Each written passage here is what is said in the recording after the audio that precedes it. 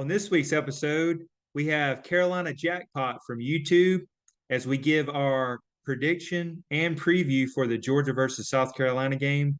Is there animosity between Kirby Smart and Shane Beamer heading into this week's game? And is the SEC not the best conference this year? Make sure to like, subscribe, and share the podcast. That'll really help us out. Boys and girls, welcome to another episode of the Dawg House Podcast. Got a special new guest here. Great follow. I've been watching the last couple of years. Carolina Jackpot from YouTube. I'm doing good, man. I hope you are. Hope everything's going well your way. Yeah, really appreciate you coming on. Got a big matchup this week. Got Georgia and South Carolina's going to play. First off, we'll review last week. Georgia took care of business with Ball State, 45-3. A little bit of a slow start. I believe Georgia didn't score in the first quarter, but then we had 31-point second quarter and started rolling. Defense had 3 interceptions, which was impressive. Carson Beck looked a little bit. I still think the offense in general still is struggling. They're kind of out of sync a little bit. My mom, who's a big Georgia fan, gave an analogy that, we got a 6-cylinder car and we're about fifth gear. So just stalling out a little bit, but hopefully we'll get it going this week against South Carolina. But Carson Beck looked a little better. He did throw his first pick. Running game is still a little suspect. I don't know if we got some O-line issues. Banged up at running back. Didn't see Dejon Edwards for the second game. Kendall Milton still has that hamstring. He had 7 carries for 18 yards, looking a little slow. But Georgia did get the win. Did have a little bit of an injury with Javon Bullard, who's our safety. That might cost us a little bit this week, but we'll see. But, yeah, all in all, 45-3 took care of them. So, Carolina Jackpot, I don't know if you got to take a look at it, but what's your thoughts on Georgia's win against Ball State? Oh, yeah, I mean, I saw some of that game. They kind of have a little bit of a slow start, but, I think the final outcome was about what everybody expected. I just didn't see, you don't see a whole lot of flashy stats there, but they're doing what they got to do to get the job done. Not a lot of chunk yardage, I guess. I'm surprised we don't see as much from the Georgia running game this year like we usually have, but that's kind of been the deal the past few years, really. I mean, they ever since Georgia's kind of elevated themselves up into that playoff level and national championship caliber level. I mean, the running game that they've been known for so many years, it seems more balanced now. Right. Yeah, completely agree. And I also want to get your thoughts. I know South Carolina took care of business over Furman. I think it's 47-21. You want to get your thoughts on that? I know Spencer Rattler looked really accurate from his numbers. Want to get your thoughts on that? Yeah, he did. He looked really good. He was, it wasn't sacked at all. I think he was 25 of 27, like 350 yards. We had a little bit of a slow start too. But he's missing his top wide receiver and Juice Wells, who's been out kind of nursing a turf toe the first 2 weeks of the season. So we have to turn to the guy who would have normally been wide receiver 2, Xavier Leggett. He's went for over 100 yards receiving the past 2 games, really kind of bailed us out a little bit. Then we also had a true freshman quarterback with Norris Sellers came into the game in the second half and went 4 for 4 through 2 touchdown passes. One was like a 50-yard, just a rope, beautiful pass down the sideline to a preferred walk-on player. So we had a lot of players in that game and honestly took care of business against Furman. It was a lot easier really after the first quarter once we took the lead and gotten in command of that game than I really thought it was going to be. I thought it would be a fight all night long. They're a really good FCS team. I think they're ranked like number 7 in FCS, and they'll probably win their conference. Well, we kind of cruised to a win. I mean, we were down to the fourth string quarterback at the end of that game. So pretty good stuff there. After the opening week, such a disappointing performance, it was refreshing to get kind of an easy win over a good team. Yeah, that's great. That's great that you guys got back on track. Also protecting Spencer Rattler, after the UNC performance. So yeah, that was good. And then looking at this week's matchup, got South Carolina's heading down to Athens. It's going to be Right. 3 kick on CBS. 27.5 point spread. I thought that was a big spread. First time I looked at it on Sunday, I think it's kind of moved up a little bit.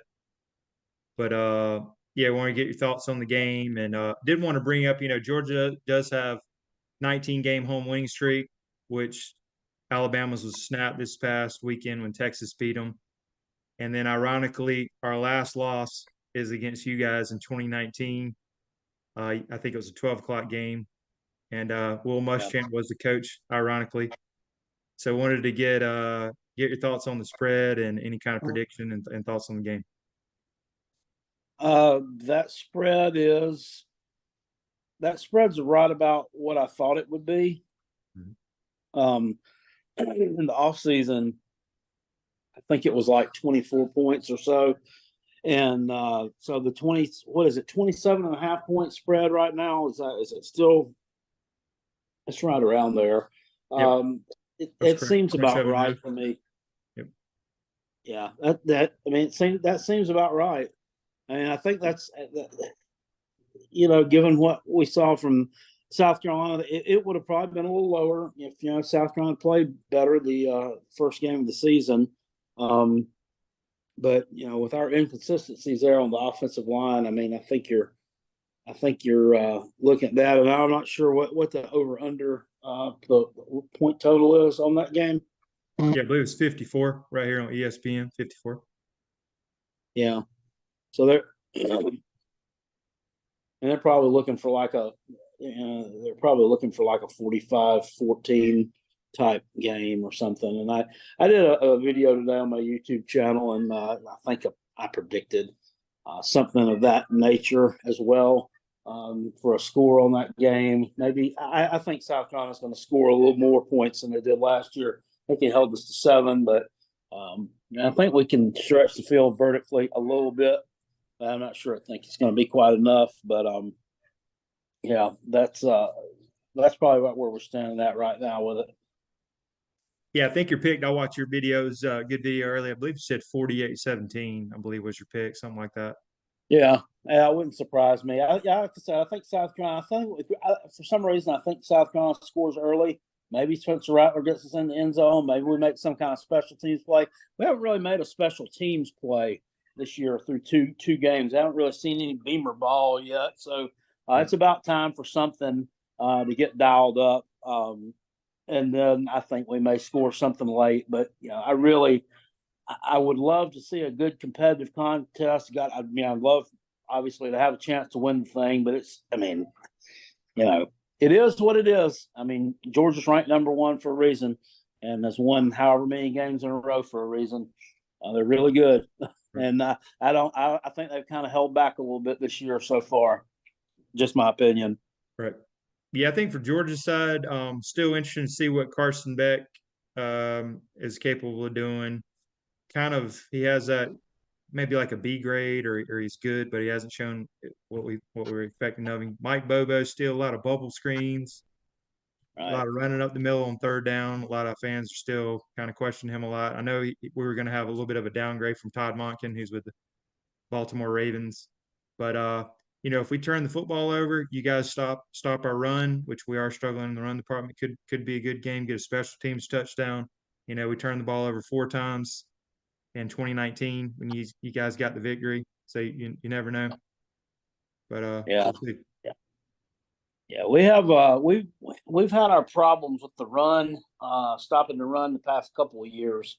It's kind of been a sore spot under Coach Beamer. We just haven't been very good up front against a lot of teams.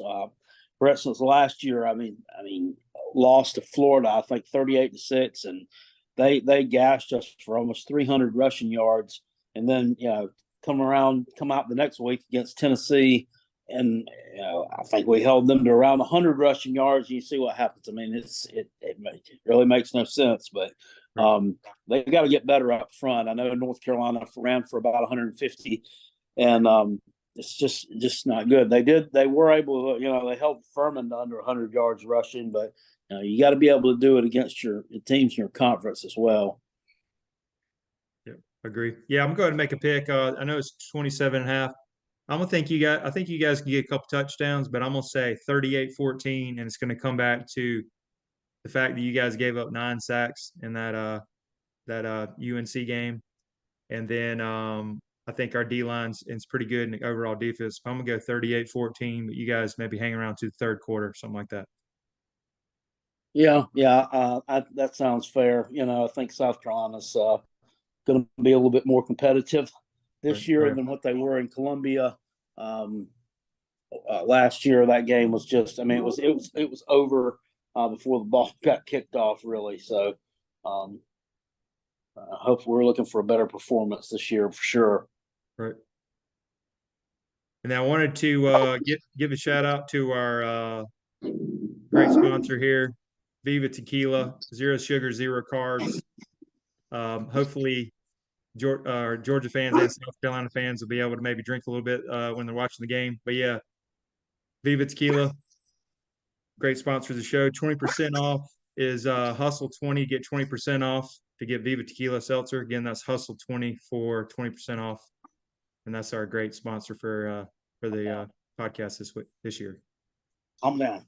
Good deal. Another one of the questions I wanted to ask you, since everyone's close and kind of linked, what were your thoughts on Mike Bobo when he was there as an OC, because this is his second term around at Georgia, and then also Will Muschamp, we have him as a co-DC. So I wanted to get your thoughts because everything's linked together while they were at South Carolina. My thoughts on Bobo. Well, we only had him for 1 year, and I actually thought the offense looked a little bit better under him. We established a running game. I think we had the SEC's leading rusher, and that was during the 2020 season, so it was kind of crazy. But he brought a quarterback in there, and I can't think of the kid's name, but he was a transfer from Colorado State that he had Colin Hill, I think was his name. And he was just he was really average, and a lot of the fans didn't like him. We had a kid who was there at the time named Ryan Helinski, who was a true freshman the year before. He was kind of pushed into duty before he was ready. Starting quarterback we had, Jake Bentley, at the beginning of the 2019 season, broke his foot at the end of the first game against North Carolina. Ryan Helinski had to play out the entire year, kind of struggled through it. He was a kid who came to South Carolina from California, really highly recruited kid. His brother had committed suicide the year before, his older brother. And so, he was a fan favorite, but probably was not the best guy to get the job done. So a lot of fans kind of had a sore spot, I think, with Bobo, because Brian Helinski, he didn't hardly play him at all during that 2020 season, and he ended up transferring out after the season was over with. But I thought the offensive line play that year was better than what we've seen. Certainly, it was better than what we're seeing this year. And the running game was pretty solid. That was just kind of a crazy season. That was we lost Will Muschamp, I think, like 6 games in, and when he got canned, we lost. We had J.C. Horn, who's an NFL draft pick. We had Israel McQuamu, who's an NFL player. Javon Kinlaw, another bunch, like half of the entire defense just quit, just left. They were done as soon as Muschamp got fired. So those last few games were really tough. and we took some lumps in those. At the time, we were, I think we were like 2-4. And thoughts about Will Muschamp. I liked Coach Muschamp. I think he was a good guy. I think that he's a good X's and O's guy. Don't think he was a great PR person. Don't know that he was. I'll say this. I don't know that he was a great culture guy overall. Even though the players seem to like him, if that makes any sense. And kind of stubborn. A lot of excuses. Good recruiter. Yeah. Just not a good program manager. Just not a good program manager. Not an offensive guy at all. So he really didn't have a nose for that side of the ball, and not a lot of great decisions made on that side of the ball as far as coaching staffs and scheme, and not real imaginative. So yeah, I think he's probably a really good defensive coordinator. Obviously, before he just got his head coaching opportunities, he was a good defensive coordinator at Texas and at LSU before that, and he was kind of a hot young name coming up around 2010 as the next head coach for somebody. And he had his moments. He had some good wins with us, but really, frankly, after the 2018 season, we lost to Virginia in a bowl game, 28-0. And I was just about done with him after that one. Then we opened up the next season with a loss to North Carolina, and I just about had it. And I think that was when rest of our fan base kind of lost it with him, and they were ready to move on. Of course, they didn't part ways until 2020 or late in the year, just for contract reasons and buyouts and all that stuff. There's a lot of money involved. A lot of people were surprised that he lost his job during the COVID season. I think he was the first head coach to get fired during 2020, which was kind of surprising. Not really known for making, being the ones to make the out of the box moves at South Carolina, but definitely did on that one. Right. But I have no ill feelings towards the guy. Most of our fan base does. I think they've moved on. Right. We feel pretty good where we're at with Coach Beamer. Right. I like him. He seems like a really good motivator, genuine guy. Loves the program, loves the players. So we'll see. Yeah, I completely agree. I think he was struggled at Florida, South Carolina, So I think he's right where he needs to be as a defensive or coordinator. So yeah, we're happy with him. And verdict's still out on Bobo in his second term around, but we'll see. Got big shoes to fill after Todd Monk. Oh, definitely, definitely does. Right.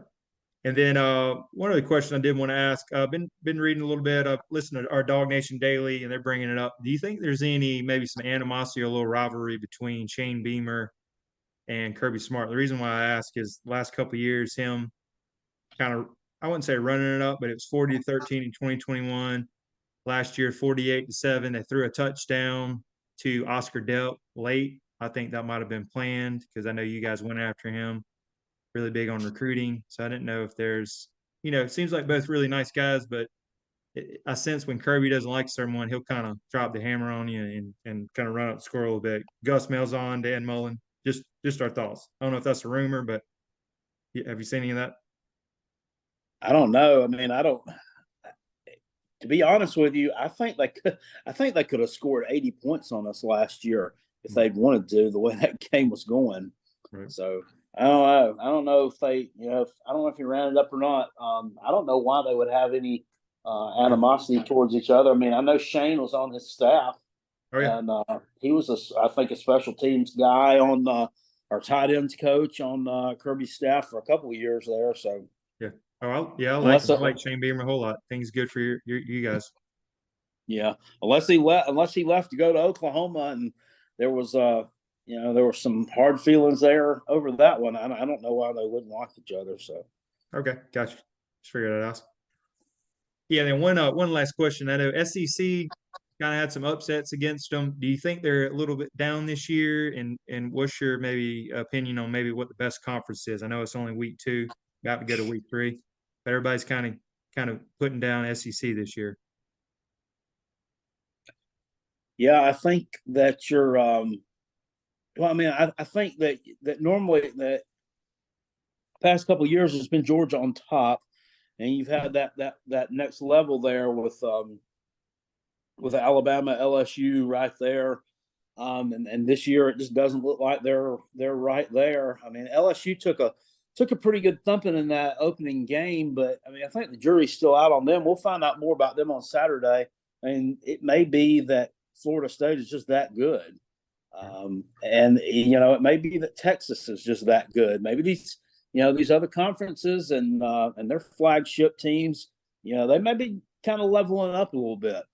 So I don't necessarily know, with the SEC, I don't really know the SEC being down, South Carolina losing in the opening week. I mean, everybody was picking us to win as far as YouTube people and people that I watch that do Vegas podcasts and YouTube shows, and everybody was picking South Carolina to win, but North Carolina was still the favorite. So that really wasn't that surprising that we weren't able to pull that one off. The same thing with Florida going out to Utah. I mean, they kind of got handled a little bit, and I think that was kind of expected going in. So I think that the SEC teams have kind of faced a tough slate, a tougher schedule just out of the box than what they normally do. So that's probably where some of that's coming from. But also, the landscape of college football is changing with the transfer portal, and teams just able to go get these players, and kind of retool their rosters year after year. You're going to see more of that. You're going to see more parity in college football, and I like that. I don't think that I'm not a conference guy, and I could really care less what the other teams in my conference are doing. I want to see my team do well, but it really doesn't matter to me that Alabama lost to Texas. I'm not going to be upset about it. Oh, yeah. For sure. I just have really enjoyed the meltdowns on like Paul Feinbaum and all the Alabama callers calling in saying, the dynasty's ending and all the meltdowns. Those are pretty interesting yesterday from Paul Feinbaum. Yeah, because they lost one game. I got it. Completely agree. Also wanted to say, what's the best way to find you on your socials? I know I follow you on your YouTube. Got over 11,000 subscribers, which is pretty impressive. What's the best way to follow you? Yeah, you can follow me over there on YouTube at Carolina Jackpot. We do a live show every Wednesday night and every Sunday night. I do that with my podcast partner Rob Sanders. We actually have a podcast that we do, the Rob and Kale Show. Just warning, you might not want to let your young ones listen to it because the language gets a little salty sometimes. Right. We have callers. Well, they're not really callers. We do it on StreamYard, and they'll click a StreamYard link and come in, and we don't filter those people. We don't know who's gonna join.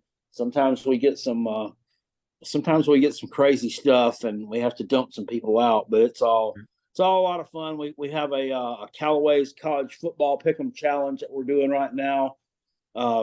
Which we have about 150 participants in that thing right now, which it started at the beginning of the season, and whoever ends up winning that contest is going to win close to $3,000. We pick 10 games against the spread every week, and basically whichever person has the most games correct at the end of the season and the conference championship games ends up winning the pot. And so it's like a winner take all deal.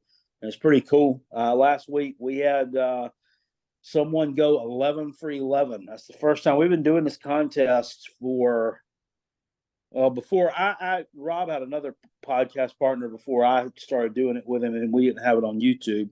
But it's been going on for about 8 years, and no one's ever went 11 for 11 on their picks. Right. So, that's where I basically am, is on YouTube. I'm also on Twitter. It's at Hall_Kale on Twitter. I'll get on there every so often, and I do a lot of Twitter watching.